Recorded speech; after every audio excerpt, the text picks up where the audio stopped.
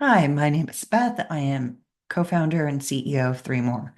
I'm here to talk to you today about spreadsheets, specifically the spreadsheet that is a growing trend of AppSec teams providing a spreadsheet of asks from their ops counterpart. This can include things like code ownership, CI/CD, do you have it? How robust is it? Identifying anything that might need to be archived, as well as some information about vulnerabilities. I'm not going to focus on the vulnerability part. Instead, I want to walk through how to identify code owners across your entire stack, whether you have them or not, and where you have CI/CD. So for the purposes of this, there's a couple of different ways you can get there. You can go through the code health details, or click on actions. I'm going to get here through this click. Here you're going to find some information where you have inactivity, needs, code, needs ownership, and high dependency risk. So we're going to click on the needs ownership.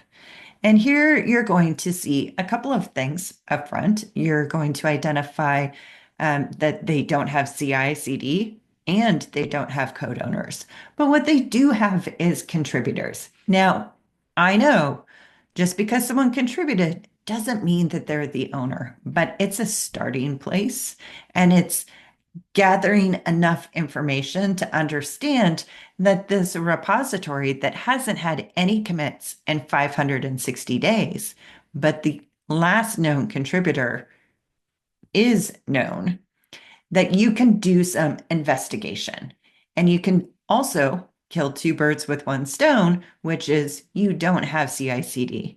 This could end up being something that you can archive, or you might need an exception because it doesn't require a human to touch it and it doesn't require regular commits. Now, from the perspective of CI/CD, what we're going to do is we're going to reset it because we don't want everything to be hinged on the ownership, because you might have ownership, but you don't have CI/CD. And what we're going to do is we are going to do a sort and filter. And here you'll be able to identify again where you have CI/CD, anything that resembles CI/CD, and where you don't. The other thing it's going to show you is also whether or not there's the number of days since the last commit, and if you have any vulnerabilities or other dependencies. So this is just a quick way for you to do a deep dive to start to fill out some of those spreadsheets and maybe automate it a little more. Now, in terms of digging in and finding specific information about a specific pipeline or workflow, we're going to take a look at the retail app. Here you're going to find that we have a workflow. So we're going to have the set of workflows that are associated with the retail app. Dive into that. You're going to see what are the specific GitHub actions and the artifacts that are a result of this. If you would like to see a graphical view of how everything is connected in order to do the investigation and provide the appropriate intelligence for your AppSec partner in crime, you can absolutely do that through the graph. So this is going to show you that you have a retail app. A bunch of people are associated here. You have a database, you have a retail backend, and then you have some deployments as well, all the way through to the retail app container and the Docker images.